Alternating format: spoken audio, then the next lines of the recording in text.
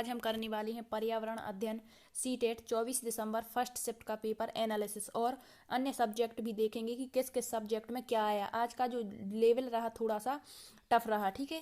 तो देखते हैं इसके बारे में पर्यावरण की, ठीक है। सबसे पहले क्वेश्चन आया हुआ है कि इत्र के लिए कौन सा स्थान प्रसिद्ध है। तो ये हमने बता रखा है जो हमने वीडियो डाली है पर्यावरण की, ठीक है। तो कन्नौज, इसका सही आंसर क्या होगा हमारा कन्नौज। नेक्स्ट आया हुआ है क्वेश्चन, पूर्णिमा के दिन कौन कौन से त्योहार मनाए जाते हैं, ठीक है। तो इसका सही ऑप्शन होगा होली, रक्षाबंधन और गुरु नानक जयंती। अब जो और ऑप्शन दिए गए होंगे उसमें या तो दिवाली मिल रहा होगा या अन्य कोई, ठीक है। तो इसका जो सही आंसर है वो है होली, रक्षाबंधन और गुरु नानक जयंती, ठीक है। नेक्स्ट क्वेश्चन आया हुआ है, कल पूछा गया था कि जो अरब सागर है उससे तटवर्ती राज्य कौन कौन से हैं। आज पूछा गया बे ऑफ बंगाल, इससे कौन कौन से मतलब राज्य लगते हुए हैं। तो थोड़ा सा ऑप्शन इधर उधर हो सकता है, लेकिन जैसे हमने ये कल मैप बनाया था इस तरह से, तो ये हो जाएगा हमारा बंगाल की खाड़ी इधर। तो इधर पड़ता है आंध्र प्रदेश, उड़ीसा, इधर पश्चिम बंगाल, नीचे की तरफ तमिलनाडु, ठीक है। तो उड़ीसा, आंध्रा और पश्चिम बंगाल इसका सही आंसर होगा। नेक्स्ट दिया गया है, निम्न में से कौन सा एक सही है।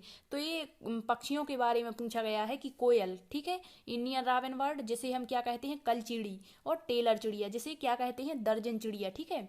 तो कोयल अपना घोंसला नहीं बनाती, जबकि ये कौवे के घोंसले में अंडे देती है। इंडियन रावन बर्ड पत्थरों के बीच मुलायम घोंसला बनाती है, ठीक है, ये भी हमने पढ़ रखा है। और इसके घोंसले में क्या क्या देखने को मिलता है, तो रुई मिलती है, ठीक है, ऊन मिलता है, जड़ें, टहनियाँ आदि। फिर टेलर चिड़िया जो होती है जिसे दार्जिन चिड़िया कहते हैं, यह अपनी नुकीली चोंच जो होती है उससे पत्तों में छेद करके और सिल करके अपना घोंसला बनाती है। तो ये मैचिंग करने के लिए आया होगा, तो इस तरह से इसका सही आंसर रहेगा, ठीक है। नेक्स्ट क्वेश्चन आया हुआ है, निम्न में से किसके सुनने की शक्ति इतनी तीक्ष्ण होती है कि वह वायु से पत्तों के हिलने की ध्वनि और घास पर किसी जानवर के चलने की ध्वनि में अंतर कर सकता है। तो हमने ये जानवरों वाला टॉपिक बहुत ही अच्छे से कर रखा है। हमने पढ़ा था स्लॉथ के बारे में, हाथी के बारे में, शेर, बाघ, ठीक है, पेंगुइन, मोर, सभी पक्षियों के बारे में और सभी जो जंतु जीव जंतु होते हैं इनके बारे में पढ़ा था। तो इसका सही आंसर कौन सा है बाघ। और बाघ जो होता है वो अपनी आवाज भी बदल सकता है। यदि नर को अपनी मादा को बुलाना है तो अन्य आवाज, शिकार करना है तो अलग तरीके से आवाज निकालता है, ठीक है, ये हमने पढ़ा हुआ है। तो इसका राइट आंसर क्या था वाघ था, ठीक है।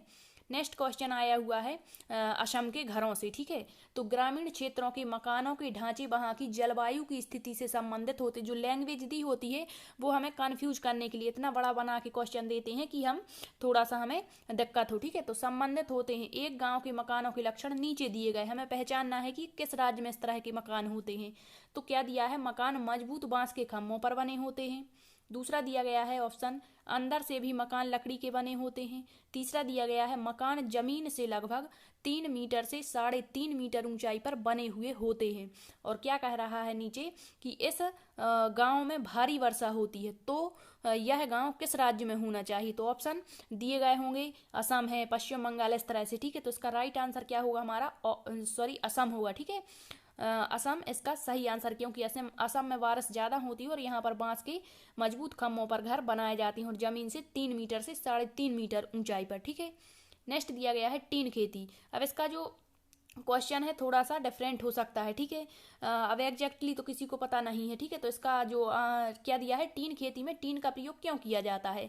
तो बीजों का मापन करने के लिए, और यह एक प्रकार की खेती करने की एक पद्धति होती है और सर्वाधिक प्रचलित कहाँ पर है ये, तो मिजोरम में है, ठीक है। कहाँ पर, मिजोरम में ये की जाती है। और बीज का मापन करने के लिए किसान इसका एक टीन का प्रयोग करते हैं, ठीक है, एक मापन का उपकरण होता है ये।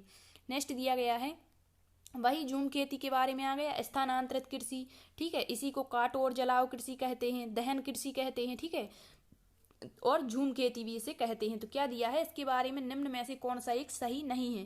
क्वेश्चन हमें अच्छे से पढ़ना है, यहाँ नहीं है, ठीक है। तो क्या इसमें एक फसल को काटने के पश्चात खेत को कुछ वर्षों के लिए खाली छोड़ दिया जाता है, बिल्कुल सही है। दूसरा दिया गया है ऑप्शन, इस भूमि में यहाँ पर बांस होगा, ठीक है, यहाँ पर मिसप्रिंट है थोड़ा सा, बांस होगा, ठीक है। बांस या अन्य खरपतवार जो कुछ भी उग आता है उन्हें उखाड़ा नहीं है, उन्हें उखाड़ा नहीं काट कर जला दिया जाता है। बिल्कुल उखाड़ते नहीं है बल्कि जलाया जाता है। नेक्स्ट दिया है, और यह जो राख होती है, यहाँ राख होगा, यह राख भूमि को उर्वर बनाती है। बिल्कुल बहुत ही उर्वर बनाती है भूमि के लिए। फिर दिया है भूमि को गहरा जोता जाता है। तो इसका जो हमें बताना है कौन सा ऑप्शन जो है वो नेगेटिव है, तो वही हमारा सही आंसर होगा। तो इसका सही आंसर है ऑप्शन नंबर 4, भूमि को गहरा जोता नहीं जाता है बल्कि क्या